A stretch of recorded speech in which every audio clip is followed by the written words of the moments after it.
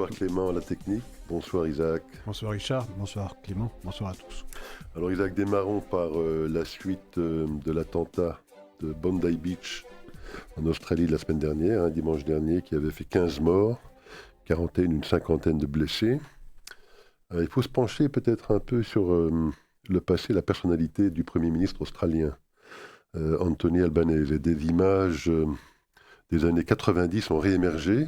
Je ne sais pas si vous les avez vues, mais il était déjà à l'époque, tout jeune homme, un activiste pro-palestinien. On le voit manifester dans des manifestations pro-palestiniennes en brûlant des drapeaux israéliens.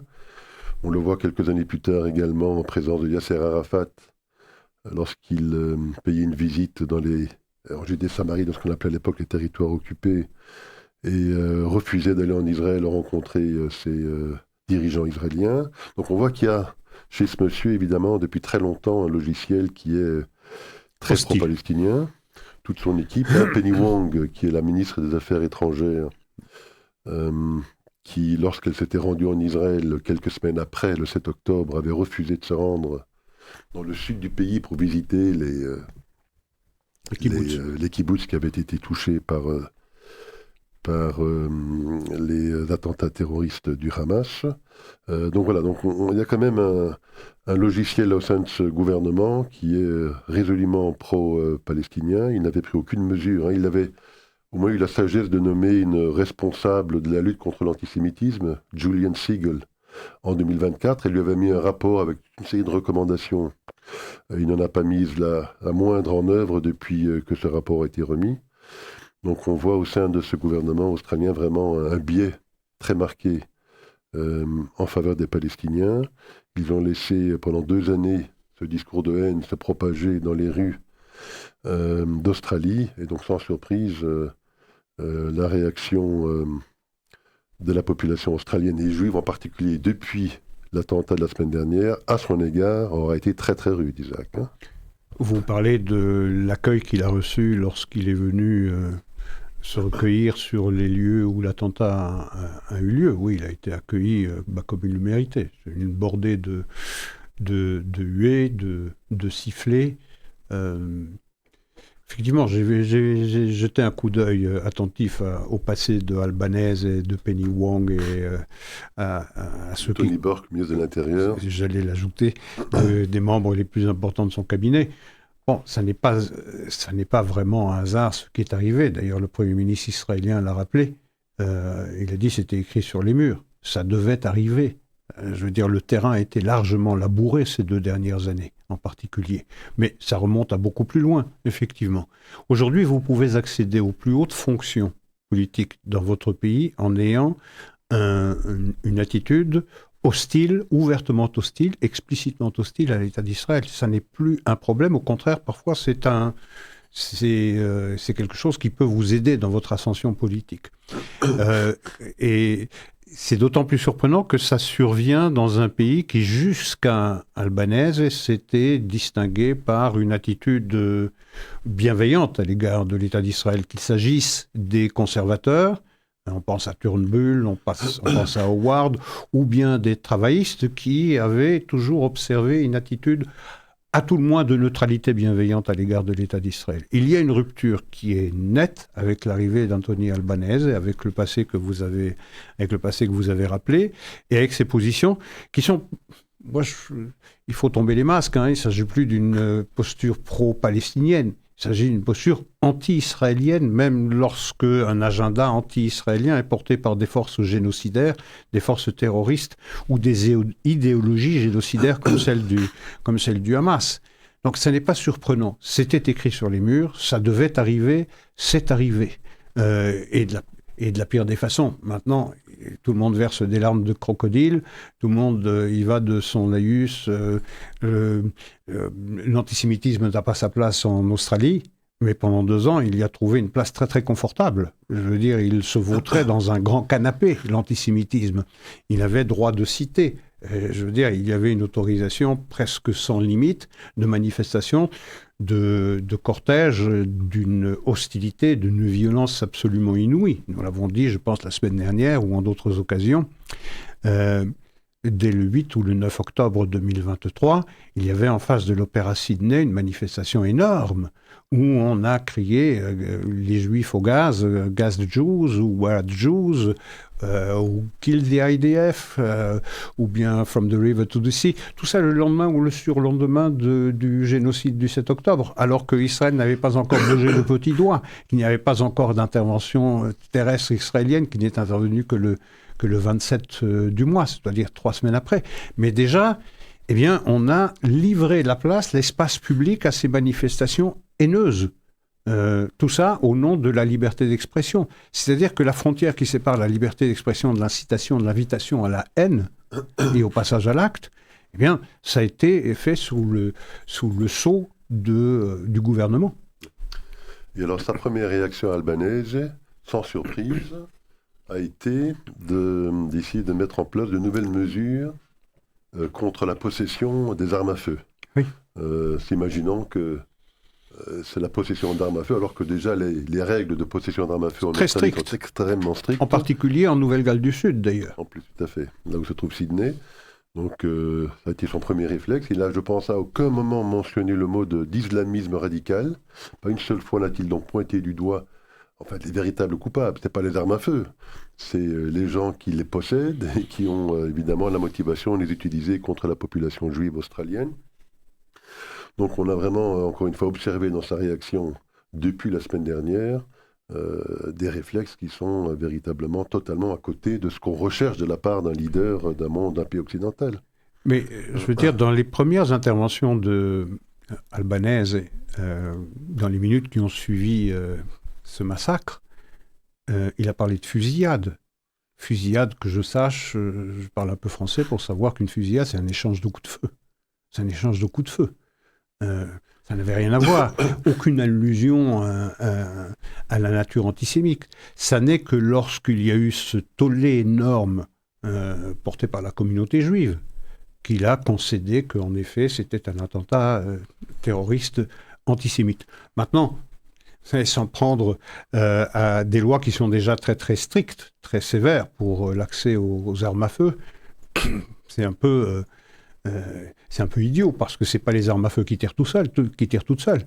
C'est naturellement ceux qui en sont les porteurs, ceux qui en sont les propriétaires. C'est l'idéologie qu'il faut combattre.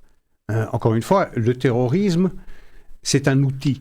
Le terrorisme, c'est un outil. Bien sûr qu'il faut combattre l'outil, mais il faut combattre l'idéologie au service de laquelle cet outil se trouve. Or, l'idéologie, c'est quoi? L'idéologie, c'est l'idéologie du djihad. C'est une hostilité ouverte à l'égard de l'État d'Israël et des Juifs. C'est sur ce terrain-là qu'il faut aller. Bon, restreindre l'accès aux armes lorsqu'on pense que ces deux assassins-là, ces deux meurtriers, ont eu leur autorisation de possession d'armes en 2023. Et ils avaient 6 armes à feu chez eux. Et cette autorisation de détenir ces armes ont été confirmées en 2023. Donc, le terrain a été largement labouré. Ça ne pouvait que finir comme cela. C'est à cela, Bondy, c'est à cela que ressemble Globalized Intifada. C'est ça, mondialiser, globaliser l'intifada, c'est à ça que ça ressemble. Et lorsqu'on a, pas seulement en Australie, mais chez nous, ici, en Belgique, à Bruxelles, à Anvers, à Gand, à Liège, partout où il y a eu des manifestations qui ont été coupablement autorisées par les édiles municipaux, vous avez entendu ces slogans. Globalized Intifada, c'est-à-dire passer de la première à la deuxième intifada qui était localisée, qui était sur le territoire israélien, qui était à Gaza, qui était en Judée-Samarie, localisée, passer à une troisième intifada. C'est de cela dont il s'agit. C'est la portée au-delà des frontières sur un plan planétaire. C'est cela que veut dire le slogan Globalized Intifada.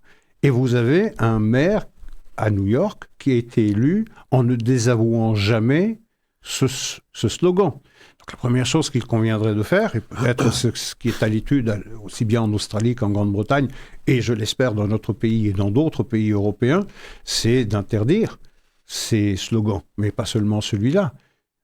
Kill the IDF, c'est la même chose. Gas the Jews, c'est la même chose. From the river to the sea, Palestine will be free, c'est la même chose. Donc, les mots précèdent la violence. Et lorsque vous laissez les mots au prétexte qu'il faut garantir la liberté d'expression, et s'asseoir sur le risque que ces mots peuvent engendrer comme violence physique, eh bien, c'est se montrer complice de cette violence. Et pour terminer sur ce sujet, et pour illustrer l'incohérence de cette réaction de Albanese concernant les lois sur le port d'armes, se rendant compte que les lois étaient déjà effectivement très restrictives, qu'est-ce qu'il a en fait finalement décidé de faire? Un programme de rachat volontaire de ces armes. Imaginez ces terroristes, Bien qui sûr. seront sûrement les premiers volontaires à aller rendre leurs armes en échange de quelques centaines de dollars. On sent toute l'absurdité. Il a aussi refusé, pour l'instant, parce qu'on verra si la pression ne l'obligera pas à changer d'avis, mais de mettre en place une commission d'enquête royale, comme on les appelle en Australie, qui permettrait effectivement à un enquêteur totalement indépendant, un petit peu à la manière dont ça se fait aux États-Unis, d'enquêter sur les racines profondes du mal qui auront permis effectivement à cet attentat de se produire.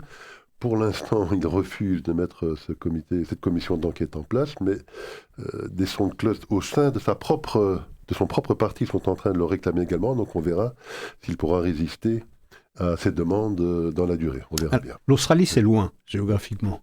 Mais ce qui est arrivé en Australie, c'est inscrit sur tous les murs en Europe. C'est pareil. Hein. Je veux dire, lorsque vous avez des autorités politiques qui déclarent l'antisémitisme n'a pas sa place en Belgique, n'a pas sa place en Italie ou en Allemagne ou en France, tout ça c'est de l'hypocrisie. Bien sûr qu'il a sa place. Encore une fois, il a trouvé toute sa place. On lui a laissé prendre toute sa place, occuper pratiquement l'espace public tous les jours, parce qu'il y a eu des manifestations tous les jours. Et il faut aussi également, dans nos autorités communautaires, un peu plus de sévérité à l'égard de ces édiles. Je prends pour exemple l'allumage d'une des bougies de la Hanouki sur la Grand Place avec le bourgmestre Claus qui a autorisé un grand nombre de ces manifestations haineuses, non pas pro-palestiniennes mais pro-Hamas. Je veux dire, c'est facile de venir allumer une bougie, de dire que la communauté juive doit être protégée, que le royaume sans les juifs, ça n'est pas le royaume, que l'antisémitisme n'a pas sa place. Mais il en a été un des artisans. Et donc il faut refuser d'apparaître à côté d'une personne qui a activement joué un rôle délétère dans cette affaire. Ah oui, on allume la mèche d'un côté et puis une petite bougie de l'autre. C'est pompier pyromane. Exactement, la stratégie du pompier pyromane. Vous mentionnez effectivement cette histoire de Globalized Intifada avec la Grande-Bretagne.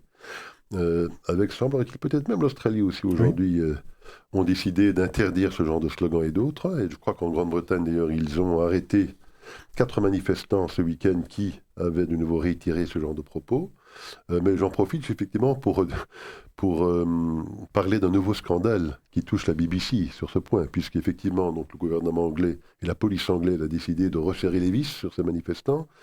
La BBC s'est senti le devoir d'expliquer ce qu'était l'intifada.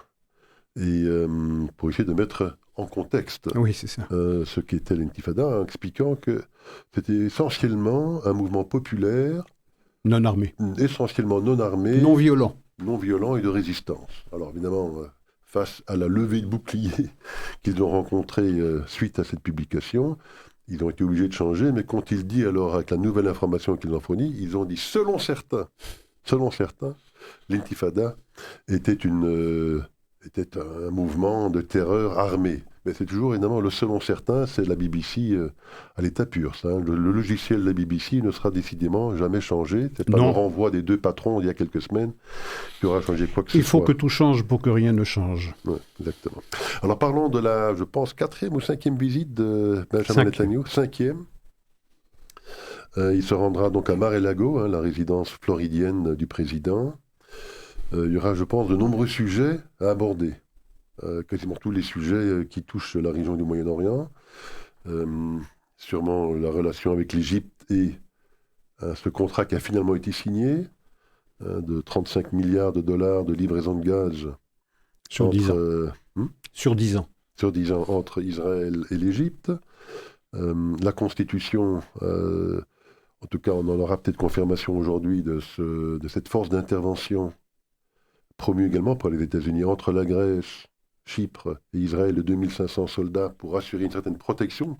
J'imagine que le gaz est très lié à ça aussi. Bien sûr. Dans la région, donc d'assurer une protection des intérêts stratégiques de ces pays, mais également des Américains dans la Méditerranée de l'Est. Et des Européens, d'ailleurs. Et des Européens, puisque ce gaz part d'Israël est consommé en partie en Égypte, mais il y a une usine de liquéfaction là-bas qui liquéfie le gaz et qui l'envoie après en Europe. Et on sait à quel point l'Europe est demandeuse de gaz pour ses propres besoins énergétiques. Donc ça sera sûrement un sujet. L'Iran, on apprend que les inquiétudes et les tensions grimpent de plus en plus avec l'Iran, qui a toujours l'ambition, semblerait-il.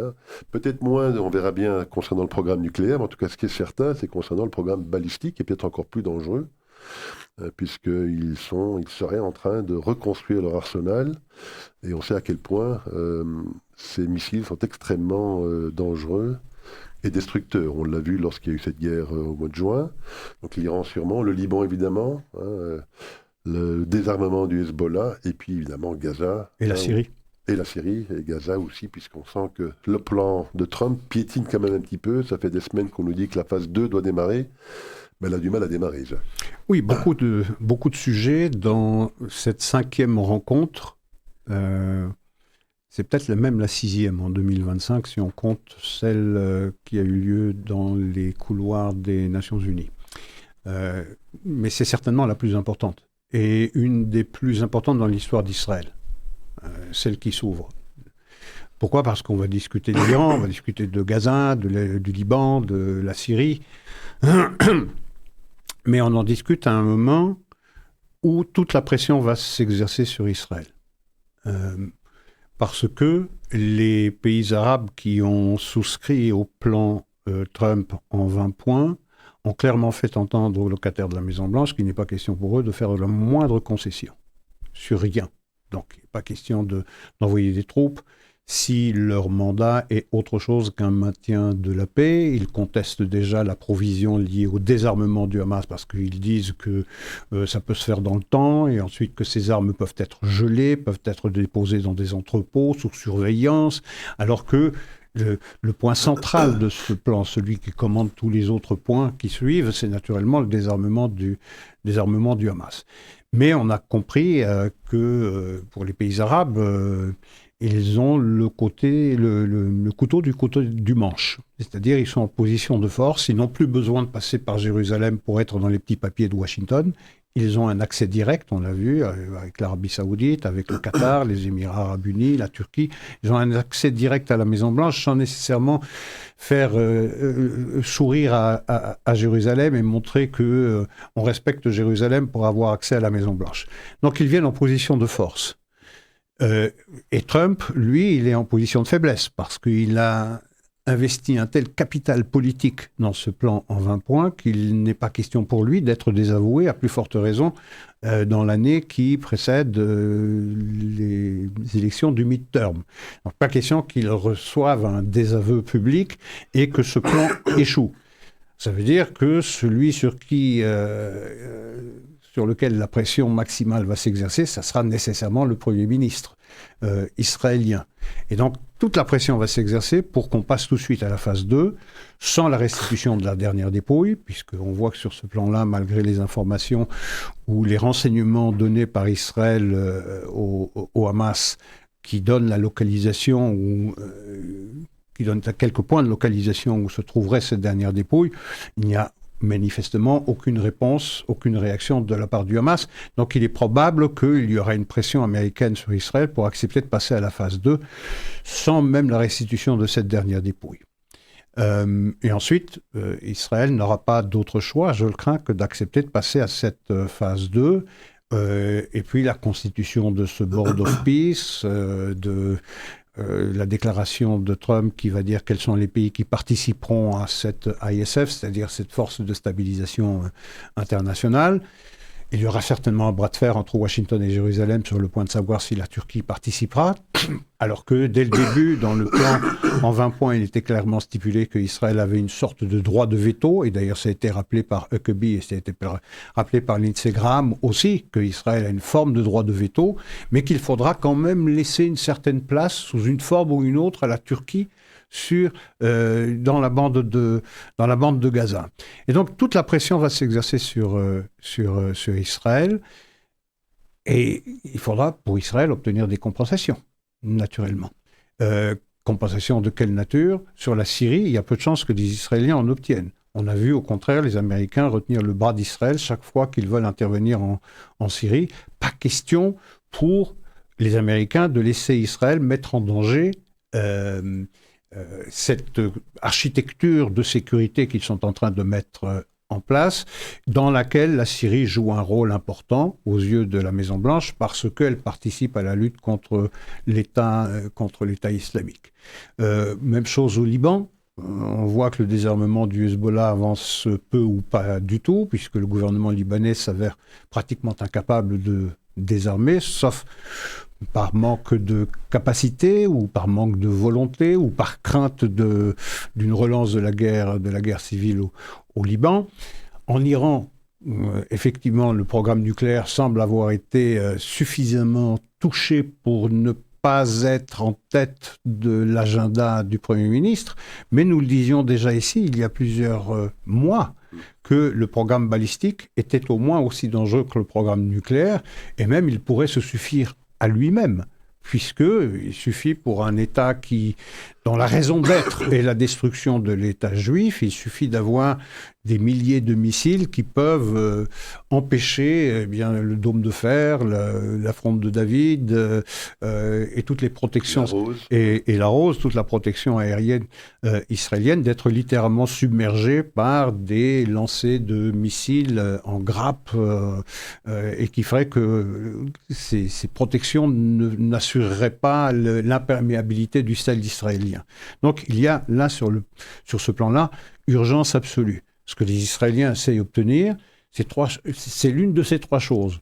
Ou bien une participation pleine et entière des États-Unis à côté d'Israël, ou une participation partielle, ou bien pas de participation du tout, mais avec un bouclier diplomatique. Parce que si Israël devait déclencher une action préventive contre l'Iran, aucun doute qu'il serait condamné dans toutes les instances internationales et qu'il faudrait un bouclier diplomatique que seuls les Américains pourraient fournir à Israël. Voilà tous les sujets où probablement l'humeur sera grave à Mar-a-Lago parce que Israël sera le seul qui permet à Trump, dans ce moment où on n'avance pas dans le plan, manifestement le plan marque le pas, on est dans une espèce d'impasse, et le seul qui permette à Trump de sauver la face et de continuer à prétendre que tout va bien, que les choses avancent, que les choses progressent, eh bien, c'est des concessions israéliennes. Tout à fait. Et il y avait une conférence de presse donnée par Rubio, je pense, la semaine dernière, ou il y a quelques jours, alors que Rubio est peut-être l'un des plus fervent supporter de l'État d'Israël. Même lui, il commençait un tout petit peu à flancher, hein, puisqu'il laissait entendre, en tout cas pour ce qui concerne le désarmement du Hamas à Gaza, que ça pourrait éventuellement se faire de manière progressive, peut-être démarrer par les roquettes et les armements offensifs.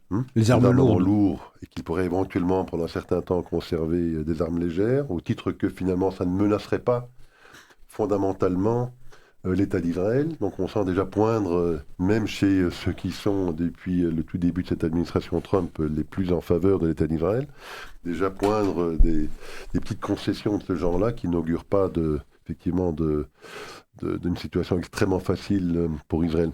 Mais est-ce que la difficulté pour les États-Unis n'est pas effectivement de ne pas s'y engager eux-mêmes? Parce qu'enfin, ils demandent toute une série de pays musulmans essentiellement de venir fournir des troupes et de mettre leurs soldats à risque, si je puis dire, en venant intervenir sur Gaza.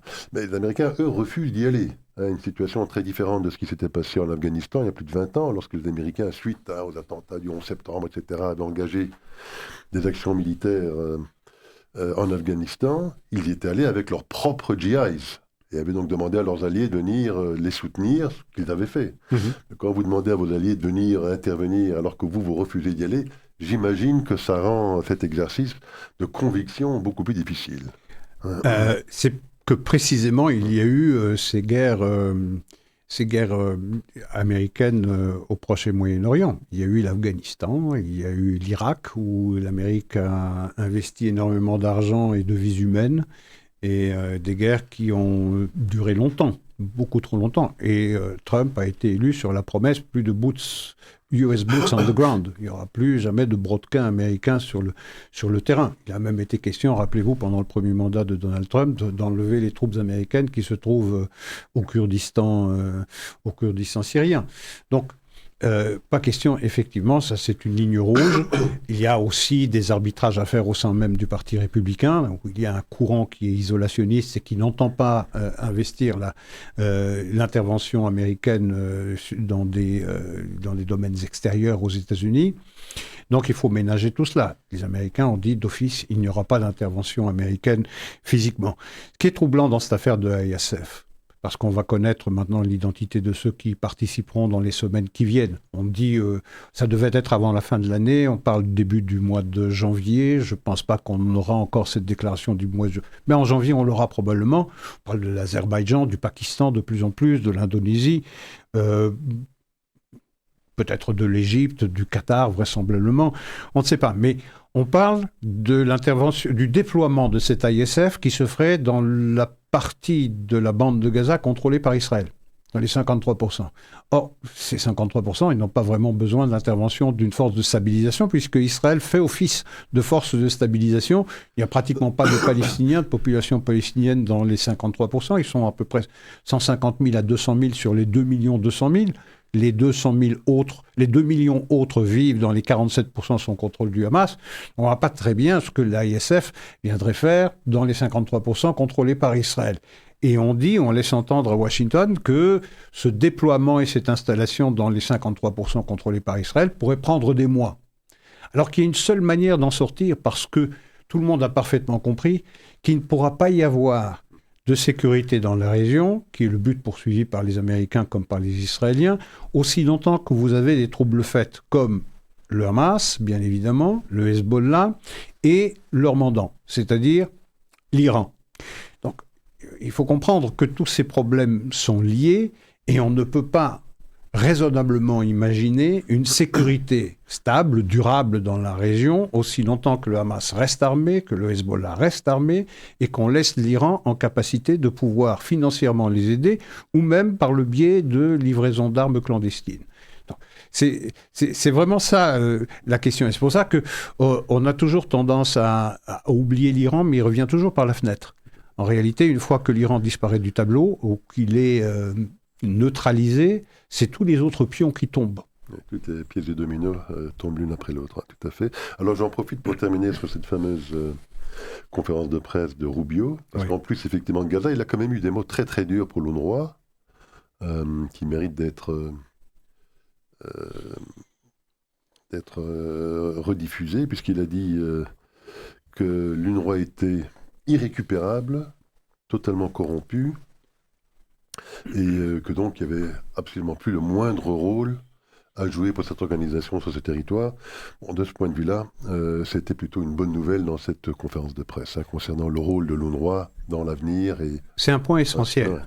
C'est un point essentiel parce que si le conflit a duré aussi longtemps et risque de durer encore longtemps, c'est par la présence délétère de l'UNRWA et du mandat qui lui a été conféré par les Nations Unies. Et puis une toute dernière chose sur cette conférence de presse, il en a aussi profité pour sanctionner 2 autres juges du tribunal international, un juge géorgien et un juge mongolien, puisqu'ils avaient refusé, les Israéliens avaient demandé à ce que la plainte soit retirée, le TPI a refusé, et donc à la suite de quoi Rubio a annoncé donc des sanctions sur 2 autres juges. Il y en avait déjà d'autres qui avaient été sanctionnés auparavant.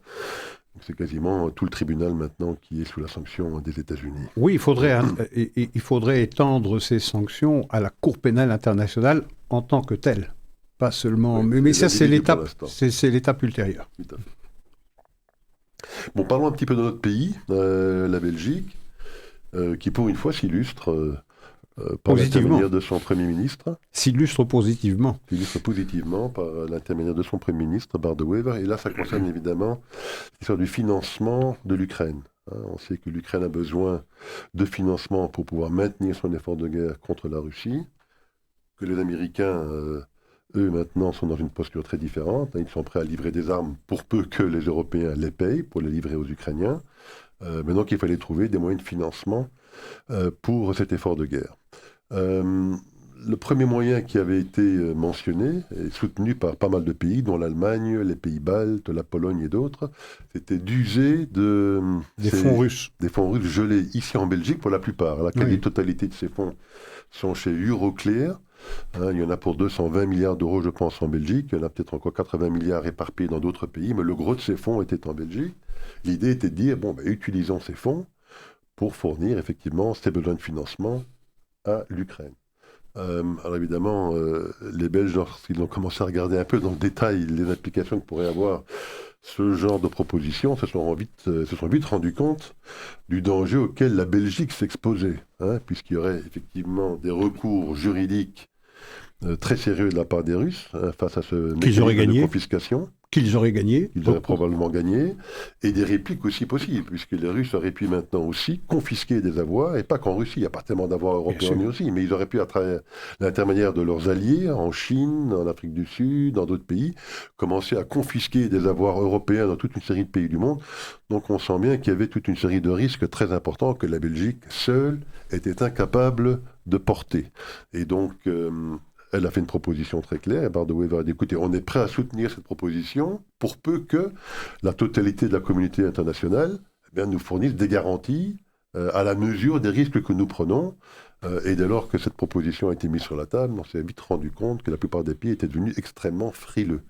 Donc il a eu gain de cause, alors qu'au départ, on avait la sensation que les dés étaient plutôt pipés, puisque c'est la petite Belgique toute seule contre la Commission européenne, l'Allemagne, les pays baltes, la Pologne et d'autres pays. Et finalement, à travers un travail de longue haleine où il est allé expliquer son cas dans toutes les capitales européennes, et surtout en proposant une autre option, qui est celle que vous allez peut-être nous expliquer dans un instant. Le prêt. Offert une autre possibilité de financement.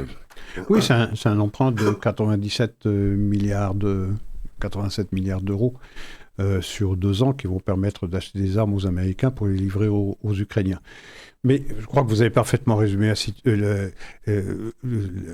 situation. Il n'y a pas besoin de beaucoup de commentaires. C'est vrai que la Belgique, ici, s'est distinguée de façon très, très positive, avec un Premier ministre qui agit avec un sens politique remarquable, avec une intelligence tout aussi remarquable.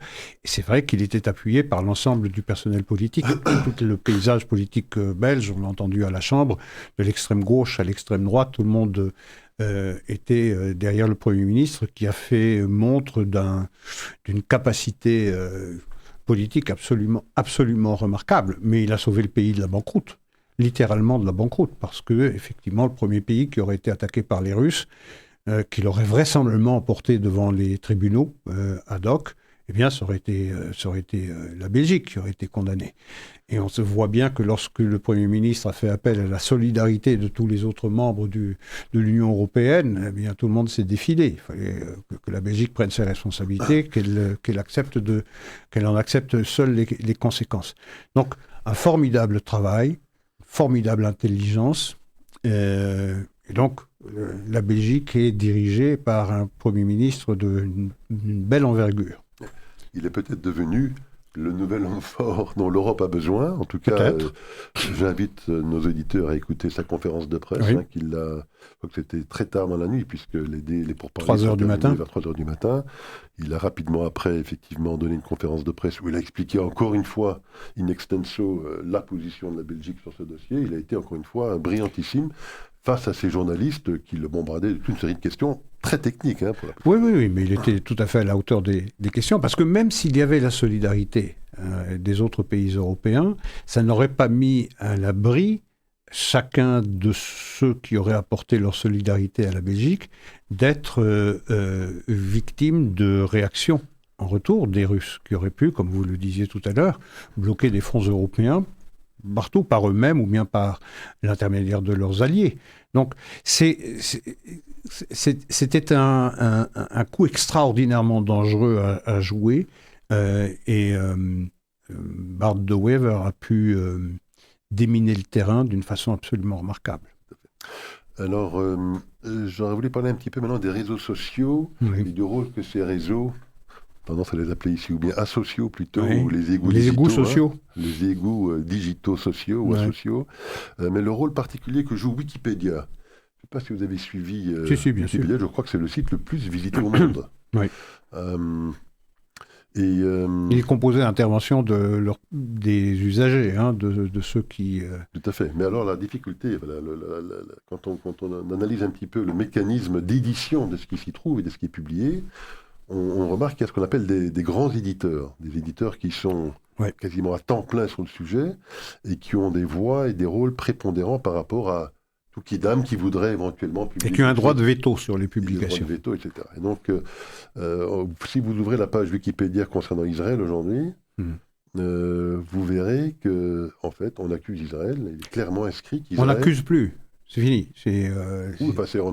On déclare que Israël commet ou a commis ou est toujours en train de commettre un génocide à Gaza.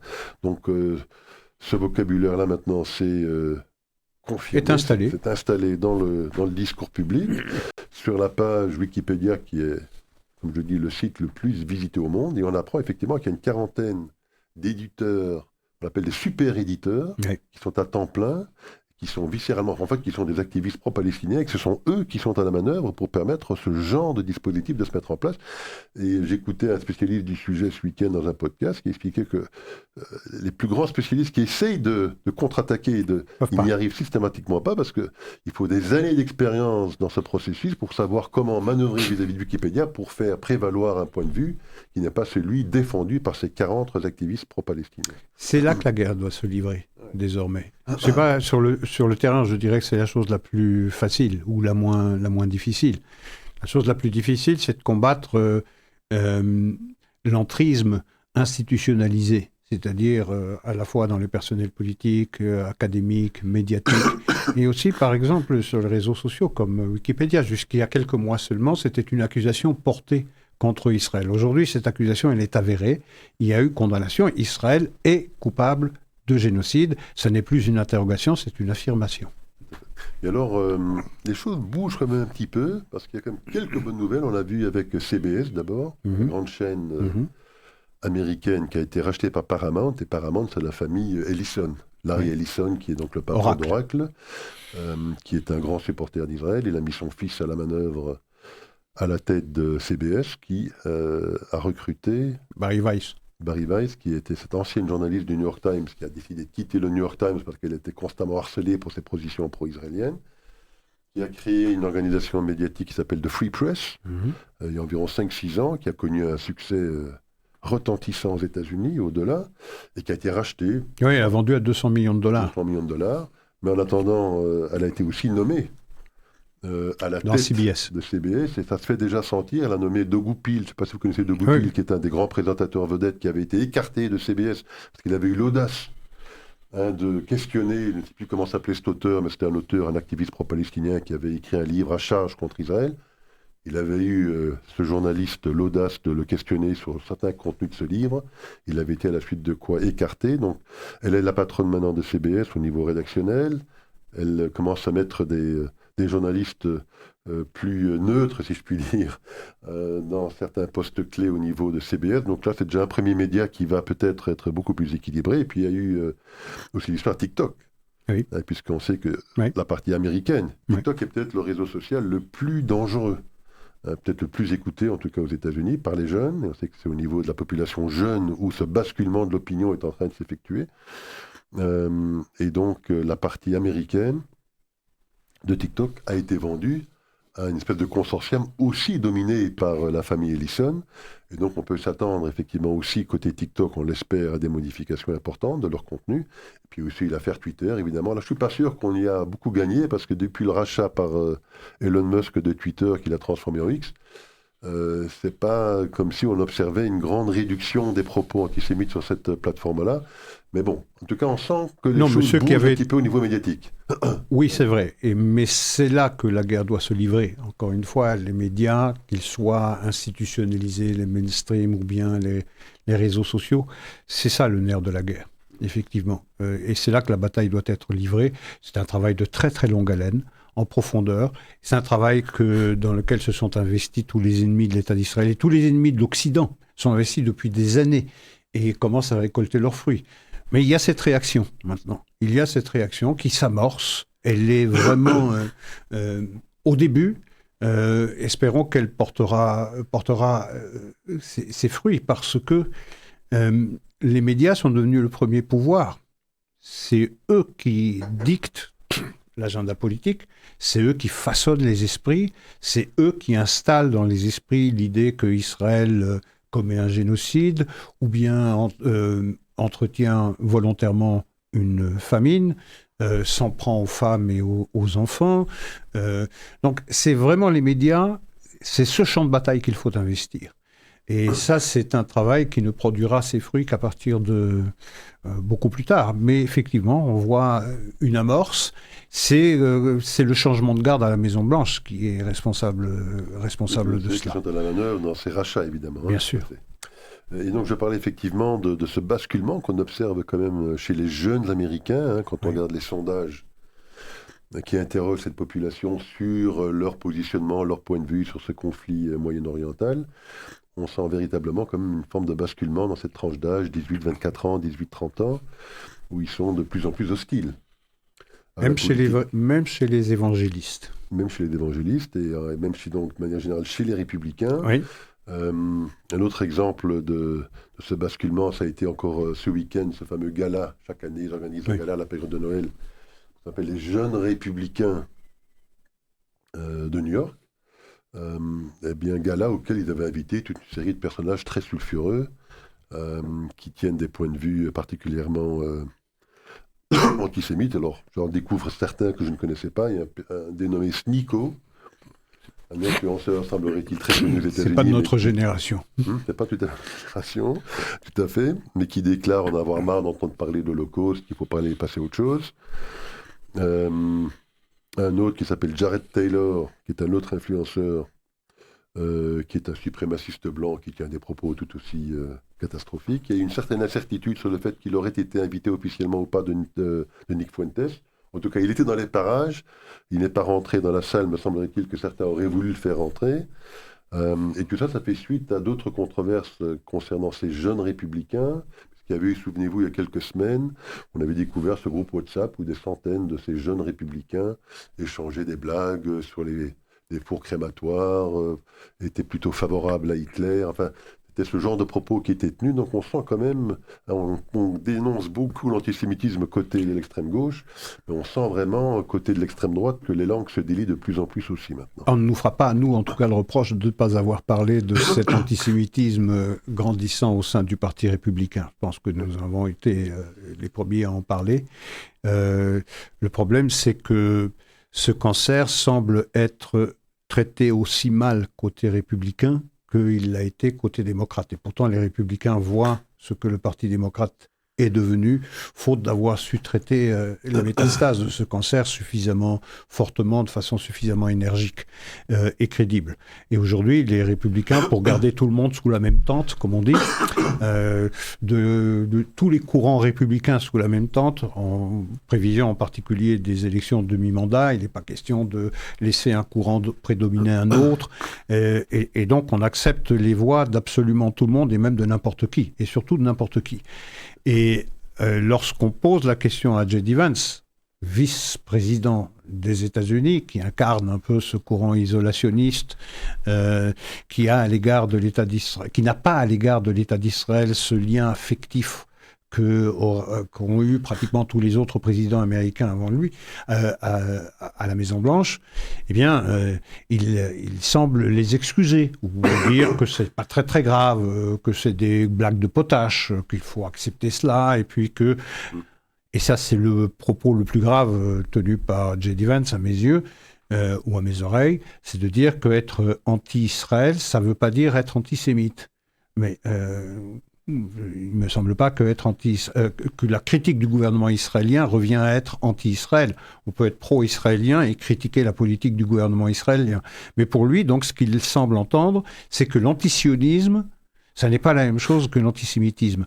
Et ça me paraît grave. Ça veut dire que le Parti républicain est de plus en plus touché par cet antisémitisme qui était refoulé, mais ce tabou antisémite a volé en éclats sous les coups de boutoir de l'extrême gauche, et désormais, eh bien, dans cette brèche, s'enfonce à son tour le Parti républicain. Ouais, tout à fait. Et on sait que J.D. Vance est très proche de Tucker Carlson. Oui. C'est Tucker Carlson qui aurait joué un rôle influent dans sa nomination auprès de Donald Trump. Et pour vous donner un petit peu le point de vue familial au sein de cette famille Carlson, le frère de Tucker Carlson, Buckley. il a un fils qui s'appelle Buckley, qui travaille pour J.D. Vance, mais il a un frère qui s'appelle aussi Buckley, qui ne travaille pas pour J.D. Vance, mais lui, il a déclaré, concernant l'attentat à Bondi en Australie, que c'était une opération montée Par le Mossad. par le Mossad, par les services secrets israéliens, pour pouvoir permettre ensuite de s'attaquer à la liberté d'expression aux États-Unis et d'empêcher que des gens comme lui et d'autres de s'en prendre directement à l'État d'Israël. Donc, pour vous dire un petit peu comment ça fonctionne dans la famille Carlson, les deux frères et le fils sont tous pétris dans la même pâte, plus ou moins. Oui, tout à fait. Bon, Isaac, il nous reste quelques minutes. Je ne sais pas si vous avez un sujet particulier qui vous intéresse pour terminer notre émission d'aujourd'hui. Est-ce qu'il y a un petit thème qui vous... Peut-être le Chili? Le Chili. Parlons un peu de l'Amérique latine. Oui, la l'Amérique victoire du de José Antonio Cast, la 3e fois qu'il se présentait aux élections chiliennes. Et là, il l'a emporté largement, quand même. Il l'a emporté largement 57%. contre une dénommée Jeannette Jarra, Du Parti communiste. du Parti communiste. Il l'a emporté donc à 58 versus 42%. À sa 3e tentative. Bon, c'est un conservateur vraiment très très à droite, certains disent d'extrême droite, une espèce de Trump peut-être chilien, contre l'avortement, contre le mariage mixte, père de 9 enfants. Enfin, ça dit quelque chose de ce qui se passe peut-être en Amérique latine aujourd'hui. Oui, d'autant que l'élection au Chili était précédée par celle en Bolivie, où vous aviez aussi un antisémite rabique qui était à la tête du pays. Maintenant, le Chili, c'était Boric. Maintenant, Je parle du Chili, c'était Boric. C'était Boric avant, oui. Boric qui était aussi un antisémite rabique. Donc effectivement, après la victoire de Milei en Argentine, quelque chose se dessine en Amérique du Sud. Il faut savoir que c'est le jardin arrière des États-Unis. Et donc, ils voient ça plutôt d'un bon œil. Le gros morceau, c'est naturellement le Brésil. Il faudra voir si ce balancier va délivrer une victoire de la droite brésilienne aux prochaines élections et débarrasser le pays de Lula. Mais il y a quelque chose effectivement qui change. Il y a quelque chose qui change. Le Venezuela, maintenant, il est fortement... Sous blocus américain. Sous blocus américain. Il y a maintenant des pétroliers vénézuéliens qui ont été arraisonnés par la marine américaine parce qu'ils sont en lien avec la Russie, avec la Chine et avec le Hezbollah. Donc, le gouvernement est considéré maintenant, a été mis sur la liste des organisations terroristes étrangères. Foreign Terrorist Organization. Donc, c'est pas rien, ça. Et pratiquement, Maduro, il est le dos au mur. Donc c'est un régime qui va également tomber. Même chose pour la Colombie. C'est quelque chose qui va arriver immanquablement.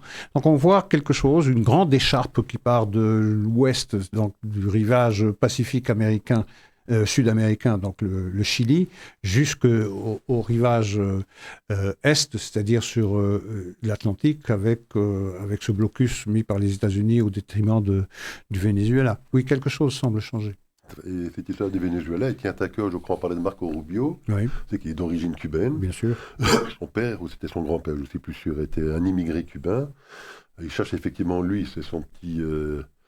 c'est son dada particulier, c'est le Venezuela. Il cherche à faire tomber Maduro, parce qu'il y a évidemment une alliance très forte entre le Venezuela et Cuba.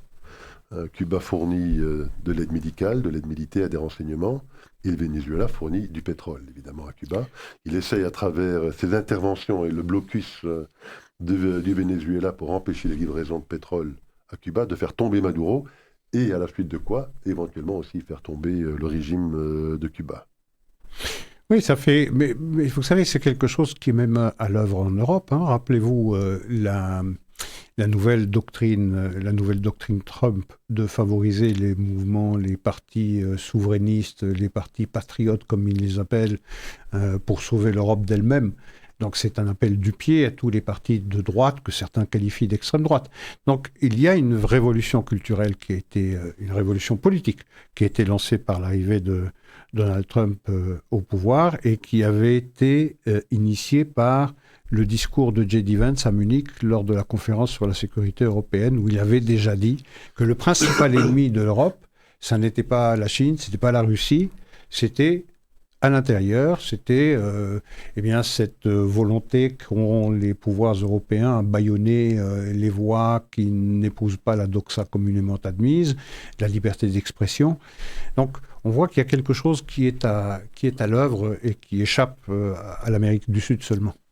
Et toute dernière information, Isaac, concernant l'Allemagne, c'est le seul pays en Europe qui a encore les moyens financiers, vu son niveau de dette qui est encore relativement 60%. faible. 60%. Par rapport au PIB, d'investir massivement, et elle décide de le faire, puisque je crois qu'elle a prévu près de 600 milliards d'euros d'investissement dans le militaire sur les 10 années à venir, donc des budgets très conséquents. Mais elle a également décidé, dans le cadre de ces investissements, de doubler la mise sur le système de protection antimissile HAROS, il s'était engagé à 3,5 milliards de dépenses. Ils en ont ajouté autant. Et je crois qu'ils en ont maintenant rajouté. Ça dit beaucoup de choses encore sur l'état et la capacité technologique de l'État d'Israël. Ah oui, qui est devenu une puissance mondiale, mais c'est aussi sur le plan symbolique que c'est remarquable. Vous imaginez Israël qui contribue à la défense d'un pays et dont un régime, il y a 80 ans, avait juré la fin du peuple d'Israël. Écoutez Isaac, je ne sais pas si c'est la DRDDR pour cette année ou si vous serez là la semaine prochaine. Moi je ne serai pas là. Pas lundi prochain. Pas lundi prochain. On se donne rendez-vous donc début janvier 2026. Donc on en profite pour vous souhaiter vos meilleurs vœux pour la nouvelle année civile. Parfait. Merci au revoir. Isaac, au revoir.